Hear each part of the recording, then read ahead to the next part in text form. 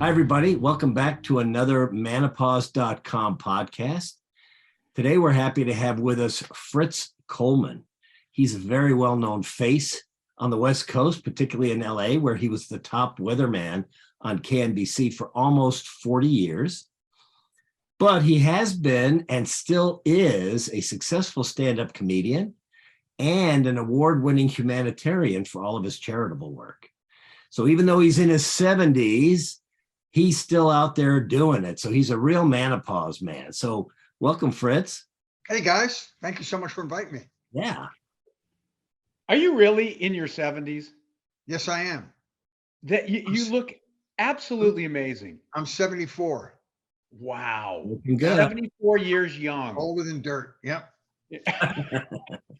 No, but I've sort of in keeping with the mandate you guys have on your great menopause podcast.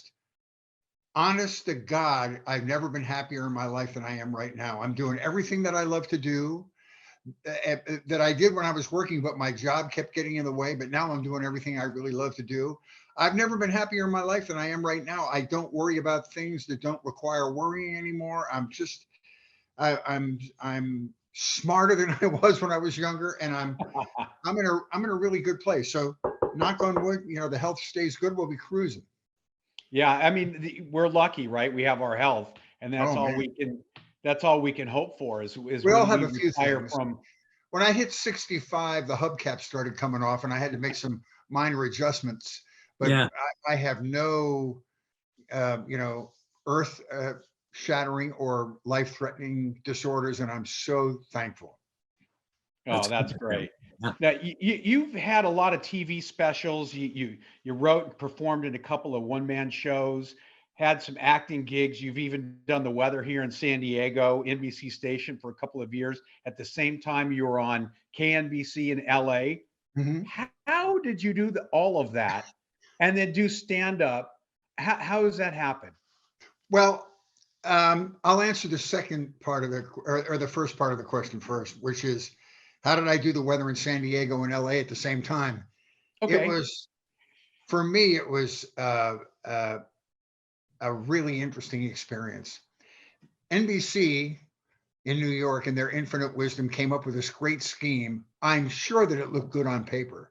And that was to get larger markets to do what's called hubbing, which is to do the weather and sports for the smaller markets. That way, the smaller markets don't have to invest in weather and sports, guys, and you save $13 a week or something like that. And the problem was, the whole miscalculation of that was that the weather guy, not just me, but all weather guys, are really some of the only local identity you have in any given marketplace, because they're mentioning the names of the cities. They go out to the nonprofit events. They do the community outreach work. It was a bad mistake. So I did both stations, NBC4 in LA and Channel 7 in San Diego, for 2 years. And how we accomplished that was, they built me a little tiny studio right next to my NBC4 studio. So I would finish my Weathercast, and I literally had 2 minutes to go from the Channel 4 studio into my little tiny broom closet San Diego studio, plug in my IFB, my earpiece, and launch into the San Diego weather forecast. And I was always petrified on a nightly basis that I was going to either, say, well, here in Pacoima, oh, that's right, no, there's no Pacoima in San Diego. I mean, something else, I meant La Jolla. Yeah, La Jolla. Really, and screw that up. But to their credit, the people in San Diego were so nice. This whole system was foisted on them. It was foisted on me. And instead of resenting me and make me feel really unwelcome, they embraced me. And it was a great 2 years. I had a great time. And I would go down every couple of weeks and pretend that I lived in the market. But the opposing television station down there, the competing television station, had a great ad campaign when I started this. And there was no picture. There was just font on a billboard that said, "We have our own weatherman." Channel 2 San Diego, which was brilliant. It was brilliant. So anyway, so we did it for 2 years, and the brainchild management realized the error of their ways, and they stopped doing that and didn't have to do it anymore. Wow. So Our weather's better here, by the way. What's that? Our weather is better than LA. I love San Diego. I mean, great. the people are mellower. traffic is better. Say that again? The traffic is way better. Oh, unbelievable. Although I have to say, when I would drive down there over the, when I first came out here, I was doing stand up all the time. And I worked at the La Jolla Comedy Store, which is a world famous place. Mhm. And it would take me door to door 2 hours and 10 minutes to get from my house in the San Fernando Valley to the La Jolla Comedy Store. Now it could take 4.5 hours to get down there because the lower end of the 5 and the 405 are just jammed all the way down to Del Mar. It's crazy. True. So it's different now. So, I want to frame this whole conversation Okay. in terms of a movie that I'm sure we've all seen called Mr. Holland's Opus, which had Richard Dreyfuss in it. And it's basically kind of an everyman story where we all have these dreams and desires and big things that we want to do with our lives. And then reality gets in the way, right? And that's what happened to you, right? I mean, you started off wanting to be in comedy and doing comedy, and you still did, but you weren't able to really fully engage in that because you had to get a real job where you made consistent money to raise your family and that kind of thing. And I think a lot of people can identify with that. And I think that's why what we're trying to do is tell people, okay, whatever that passion was, resurrect it. And that's kind of what you're doing now, is you're really kind of going balls out with the. That is a great brief analysis of the conundrum I had in my life. You make this Faustian bargain. I had financial responsibilities. I didn't have a national comedy name at the time, so I wasn't headlining clubs where I could demand a certain part of the gate or four-wall the room or do whatever you do to make a lot of money. I was what was called a feature act. And what that means is you're the middle act. You would go to a town, say Giggles in Cincinnati, and there would be 3 acts. There would be an opening act, which was often a local comedian, then a feature act, which was the middle act that would do 20 or 25 minutes, then the headliner that was of national prominence or something. Well, I never made it that far. So when you were a feature act, you made $500 or $600 a week. So that's 6 nights of performing, $500 or $600 a week, and many times had to pay for your own transportation. So if you went home with $100 in your wallet, you were lucky. Wow. So I did not feel like I was selling myself short by not doing the road. This great opportunity presented itself. I was a comedian at the Comedy Store. The news director from our television station was in the audience with his wife and saw me. And after the show, came up and introduced himself and said, I was telling some anecdotes on stage about doing the weather in the Navy. I worked for Armed Forces Network in the Navy and didn't know anything about the weather, but they forced me to do it anyway. And I had a little anecdote about that, and he thought it was very amusing.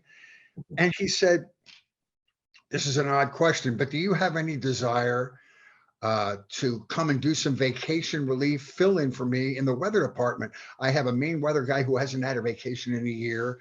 I need some help. I need like a utility player. Would you be interested in doing that? And I was making $45 a night at the Comedy Store. I said, oh my God, when do you want me to start? And can I please carry your wife to the car? Anything. I couldn't believe this offer. So I auditioned for the job and got it. And I did weekend. There's a point to the story. I'll wrap it up quickly. I did the vacation filling guy, the utility player, for 2 years.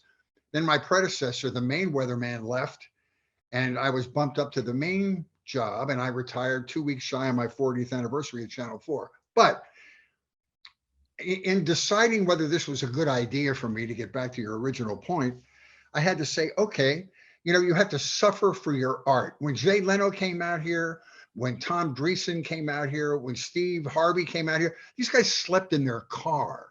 I never made a sacrifice like that. On the other hand, I had financial responsibilities. I was well into my 30s when I came out here. And so I had to think about that, the stability of my family, and weighed against my dream. And I said, well, you're in LA. You're going to be on TV in LA. That can only help a comedy career. So it was sort of the trade-off I made. Now, I periodically to your original point, have pangs about, did I sell out? Did I make this Faustian bargain? Was it a bad idea? And for my personality and my needs at the time, I don't think so. I still performed 2 or 3 shows a week, even when I was doing the 11 o'clock news. I would go out after the early news, go do a set at the Improv and the Comedy Store, and come back and do the 11 o'clock news at Channel 4. And so I was essentially doing the job. I just couldn't go on the road, which honestly does make you a lot better at getting out there and grinding to middle America. But I didn't do that. But it's, I had to trade one for the other.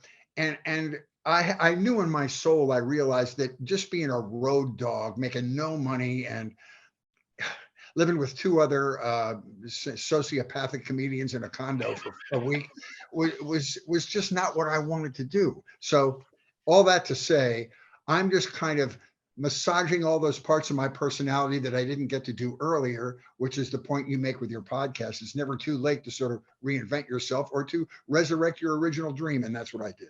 It's funny because when you said Faustian Bargain, which of course everybody knows what that is, I misheard and I thought you said Spaustian Bargain. Oh, well, no, I made one of those too, and I'm still paying for it. No, it's great. But a Spaustian Bargain, that's good. Yeah, you can use that. You don't have to. I like that. Anyway, so I think going back to what I said at the top of the show, I've never been happier. I'm getting to do all those things I love to do, but I'm not a financial threat to myself or anybody else. I can just have fun doing it, and it's a blast. That's great. Now, are you still the mayor of Toluca Lake? Yes, I am. This Wow. This is an honorary position. It's not an elected position. There's no power or decision-making involved in this. My only responsibility is the first Friday every December, I light the 5-foot Christmas tree in front of Ramsey Schilling Real Estate on Riverside Drive. That's the end of my responsibilities. And that's it. I can't even get a parking ticket fixed. That's how powerful I am. Do you have a giant key to the city or anything? I have a key to the city. I have a shovel. I have all kinds of stuff. But it's a completely ceremonial position, but it's a beautiful little community, and yeah, I like it. It's awesome. Bob's Big Boy said that you eat there regularly. Wait a minute. You kept him in business all these years. Let me tell you something about Bob's Big Boy. I eat breakfast there every single morning.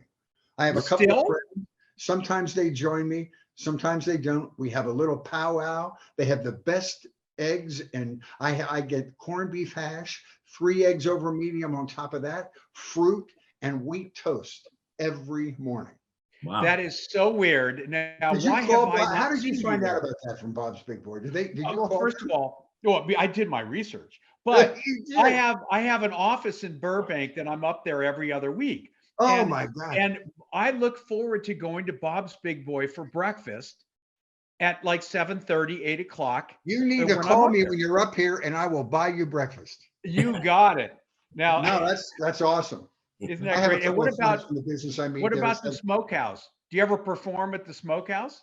No, I've done some events there, but I've never done stand up there. I mean, that's it's an iconic place in Southern California, and the place has been around for 80 years, and they have some waitresses in there almost as old as they are. That's right. And the cheese bread. They have the great cheese bread. It's a killer. People come from around the world for that cheese bread.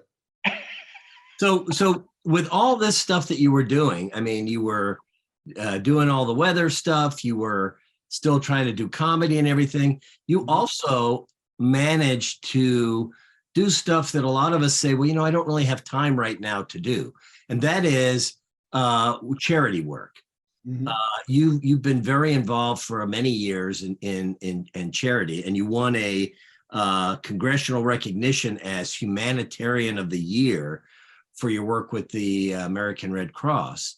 So how did you fit all that in as well with all the other things you were doing? Well, I'll tell you, I come from a family with great community service. My father was involved with a civic organization. My mother was the head of the volunteer ladies at Lankenau Hospital outside of Philadelphia. And it's just always been part of my family life. But I found out in radio, and more so in television, that with very little effort, you can make a huge difference in a nonprofit organization, particularly a small one. If they invite you to come and speak at a dinner or perform at a luncheon, and you say yes, they can charge twice what they might charge for a ticket and raise a lot of money. I get the enjoyment of their laughs. They get the ticket price. I mean, it's not like I'm, helping blind children across the street. It's just, it was, when I was working, it was the most satisfying part of my job to do what I call community outreach or nonprofit work. And it still is. I'm on the board of directors of 3 nonprofits, the Children's Burn Foundation. We're doing a benefit on March 7th, and Jay Leno is performing there because he recently had that burn accident, and the Sherman Oaks Burn Center, which is one of the founding organizations of our organization, treated him, and so he's going to come and perform. So it'll make it a huge sold out success for enormous ticket prices for exactly what I'm talking about. I'm also involved in the Salvation Army Metro Advisory Board. That's the Salvation Army that's responsible for downtown Los Angeles. We have like the largest homeless crisis in the United States in Southern California. So we do a lot of work on that. And I'm also on the board of Shelter Partnership, which is an organization that supplies homeless shelters. There are 250 homeless shelters in Southern California. We go to companies like Palmolive, Procter & Gamble, Gillette.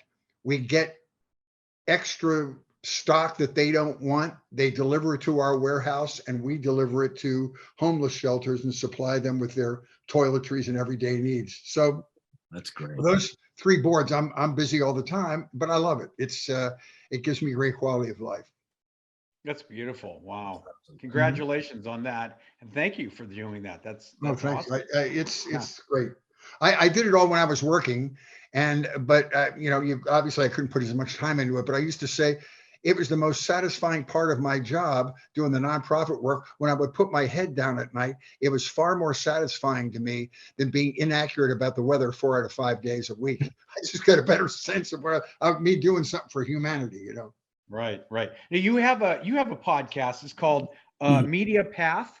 And yes, sir. It's with a co-host, Louise Palanker. Exactly. Yes. Okay. She's a veteran radio producer. What kind of topics do you guys talk about? We talk about anything. We're just kind of like a general talk show. We call it Media Path because at the start of every one, we take things from the streaming world, cable television, newly released books, podcasts, and call people's attention to them. We don't review them. We just say, here's something you might like. For instance, we do them on Tuesday. And the one I'm going to talk about this Tuesday is the new version of All Quiet on the Western Front. It's a German production of what was an original movie in 1930. And I just say that I liked it. It was beautifully shot. And I'll do for 45 seconds on that. And then she'll talk about a book or a streaming show. We make suggestions. And then we have guests. This week, we're having a former coworker of mine, Kelly Lang, who was Kelly. Yeah, she's had an amazing career. She was one of the first female anchor people in local news in the United States. She filled in for Tom Snyder hosting the Tomorrow Show. She did the Today Show. She's written 5 books. She was married to William Friedkin, the director that did The Exorcist and French Connection. So talking will not be an issue for this podcast. That's going to be our guest Tuesday. We all had a little crush on her, by the way. Yes. Yeah. Growing up. She's a sweetheart. She's been my close friend for over 30 years. And yeah, she's awesome. Wow. Yeah, that's great. Yeah. So here you are now. You are retired from the job that you needed to do to support your family, and now they're all doing what they are doing. So you're doing stand-up on a regular basis, a lot of charity work. You're doing a podcast. What else is happening for you? Where else do you want to go with your time? My life is full. I the podcasting world. I don't know if either of you have been in broadcasting, but broadcasting, every night is every 24-hour period is a sweat fest because you have what are called overnight ratings, and then you have rating sweeps, and you sit there and you parse the numbers. Oh my God, we have more females watching tonight than we had last night, so we're making progress. You sit and you worry about that all the time. With a podcast, things don't happen that quickly. You just have to do the best you can and hope that over a period of time, people will find you. You promote whatever way you can.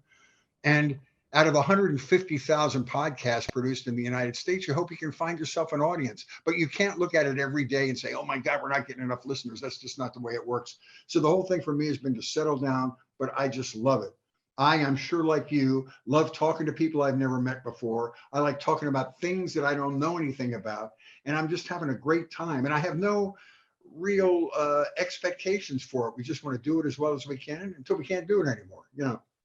Yeah, and ours are really aimed at this age group that we're talking about. Yeah, exactly. Over 50. Exactly. You know, we just did a podcast with John Davidson, and you know, and it's gotten a good response, because I think, you know, when stuff like that happens, people are like, oh yeah, whatever happened to that, right? No, that's exactly, that's the emotion we play to. Yeah.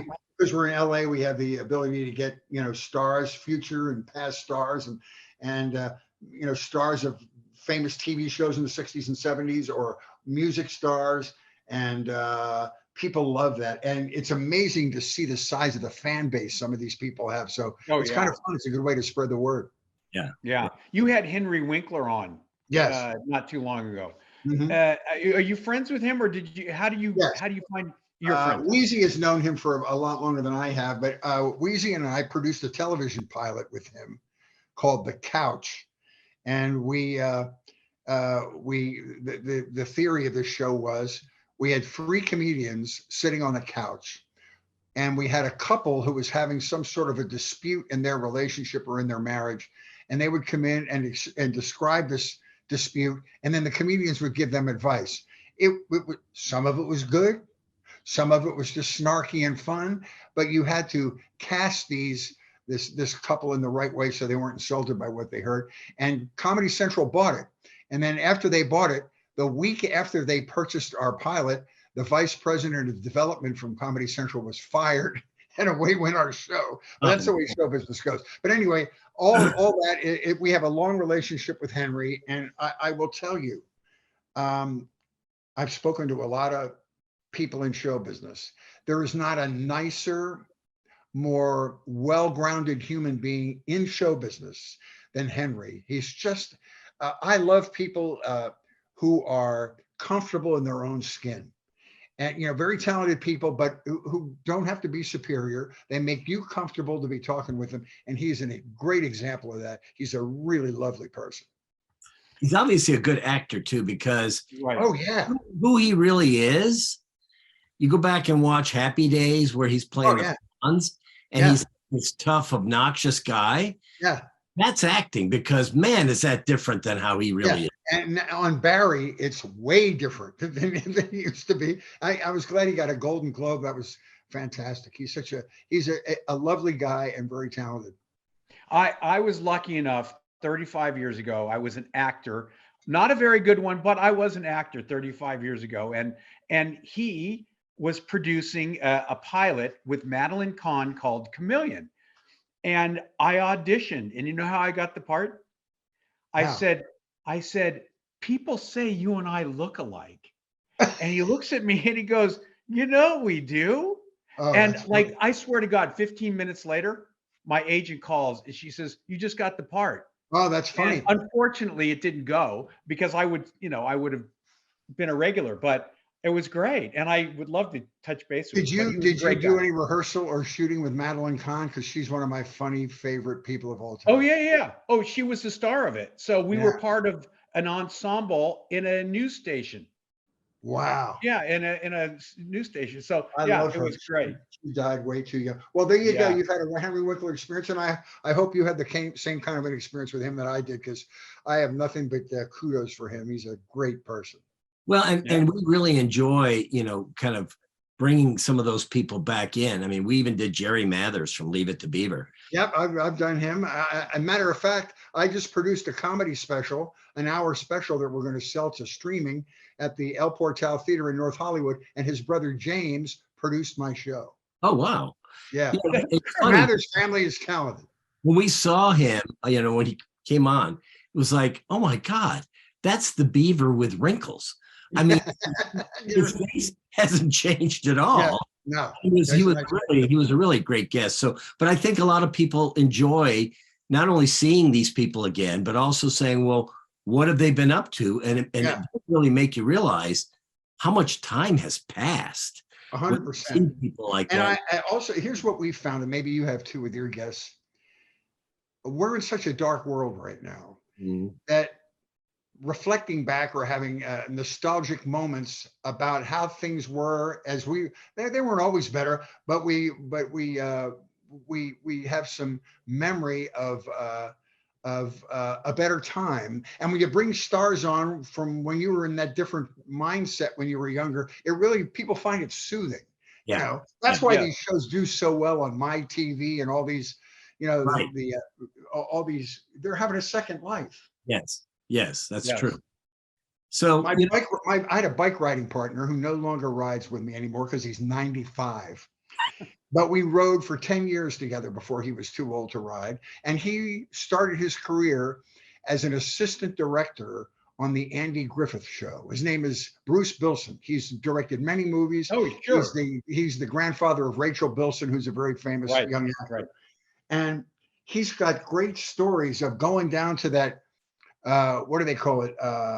Mayberry days down in North Carolina, which was the imaginary setting of the place where that show took place. And they go down there and thousands of people show up every year. There's a parade and they have lookalikes, and it's everybody just holding on to those moments that they revere from their youth, because it was a calmer time where things are more black and white. yeah, But he true. would talk about that all the time. So you mentioned when we were talking to you the other day that you missed a lot with your children, right? That because you did the Yes. 5 o'clock and the 6 o'clock and the 11 o'clock, you weren't there for the homework and the certain things that a parent does with their kids. That's right. But you're making up for it now with your grandchildren. Exactly. Tell us about that, because that's Well, I have two Larry and I are grandchildren. experiencing the same thing. Yeah, it's you know, as we get older, we find ourselves reparenting our children. You know, but I have two grandchildren, 9 and 7. My granddaughter, the older one, lives in Idaho, and the younger one lives right up in the Santa Clarita Valley with my middle child, my second son. And although they appreciated what was given to them when they were younger, they're both parents now, and they realize how precious those moments are, particularly, you know, bedtime moments and tucking them in and reading them a story. And I think that's a time when parents make their kids feel the safest too when they go to bed. Well, you know, I did the 5, 6, and 11 o'clock news. I would finish the 6 o'clock news at 6:30, be home by 7, have a little dinner, maybe help them with a little homework, and then it's time to tuck them into bed and then just go away. And they saw me going away all the time. And I don't think they felt it as much as I did. Mhm. So I enjoy spending time not only with my grandchildren, but with my children as well. Just being able to have breakfast with them every weekend and calling them whenever I can, and they can feel my attention is more focused on them and not my job. You know. I mean, I think a lot of people, I was starting a plastic surgery practice when my kids were little, and my wife started her practice as well.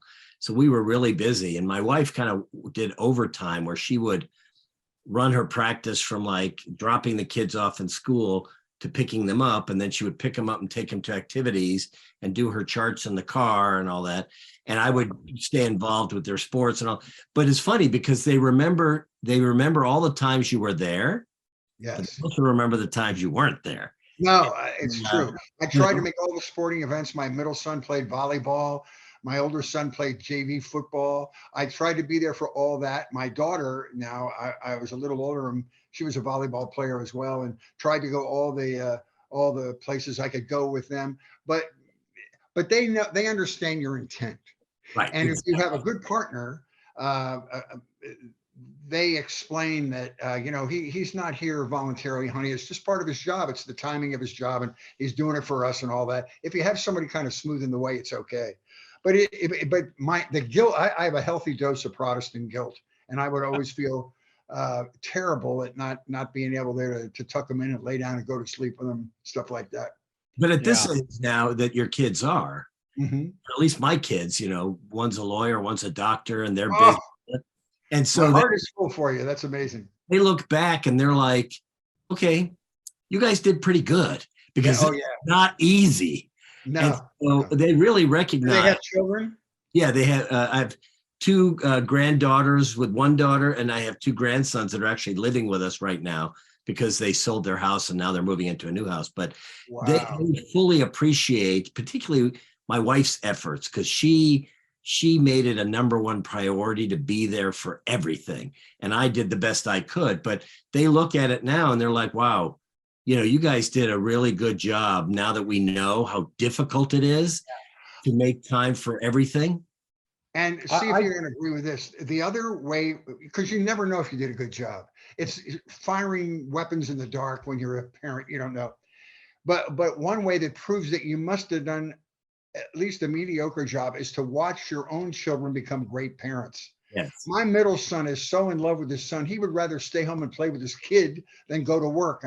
And he's just the best. He's active all the time with him. And so, I think that's a sign that we didn't blow it too badly.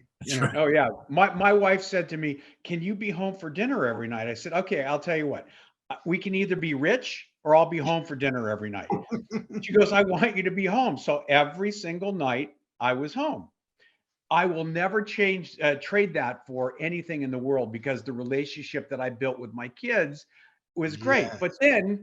But then our business took off, and so I got the best of both worlds, right? Yeah. So, but There's something to be learned in that too. I mean, right. I think what they learned from that is, in order to be successful, you're going to have to work hard at what you do. I mean, there's a lesson in that as well.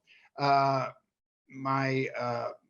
ex-wife is a nurse and had to work long hours, and what she taught these children was that that a woman can be independent and hardworking and cut out a swath of the American dream for herself. And so, even though she wasn't there as much as she wanted to be, there was a lesson to be learned in that, And as long as there's love, it's all about love. If you love them and they know it, you can't hurt yourself with them. That's my opinion. Oh, yeah. So Fritz, this has been really an amazing example of what we're trying to communicate to people. We've talked about a lot of things. You've done a lot of stuff. We've been parents and we've had jobs and we've started businesses and we've raised kids and all that kind of stuff. And through it all, in your case, you kind of kept your dream alive while you were doing the other stuff. And now you're kind of seeing it come to fruition. Mm-hmm. And that's kind of the message we're trying to get to our followers is whether you're 50 or 60 or 70 and you're retiring, stay passionate about something that gets you up out of bed in the morning with energy and excitement. And you're kind of, the classic example of how you can do that. Did you see the Critics' Choice Awards the other night? Yes, I did. I'm a huge fan of Jennifer, from White Lotus. She had the best acceptance speech, which goes exactly to what you're talking about. And she always just riffs and makes it up as she goes along. But she said the funniest thing that resonated with me, she goes, whenever you think it's too late, because she didn't really reach her fame until she was older in her career. Whenever you think it's too late, it's not too late. It's not over until you're dead. And the audience went crazy, which is exactly right.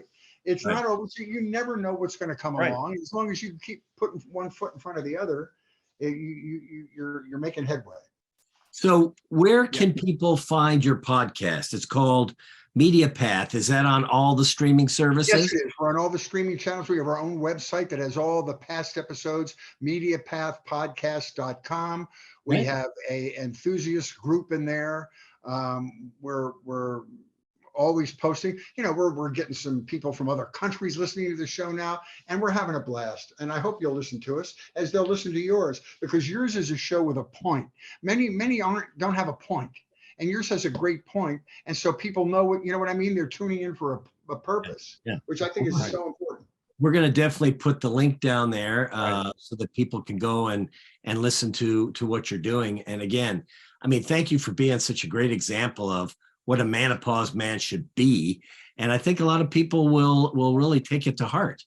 Well, Yes. I appreciate that very much. And you guys are really good at what you do. And I think you provide a great service for geezers like me. It's a geezer universe. We're getting So older what now. time is breakfast at Bob's? What time do you go? Now you tell me what time it is because I'm retired. I can go anytime you want. Okay, You all just right. give me a couple days warning and I'll meet you there. You got it.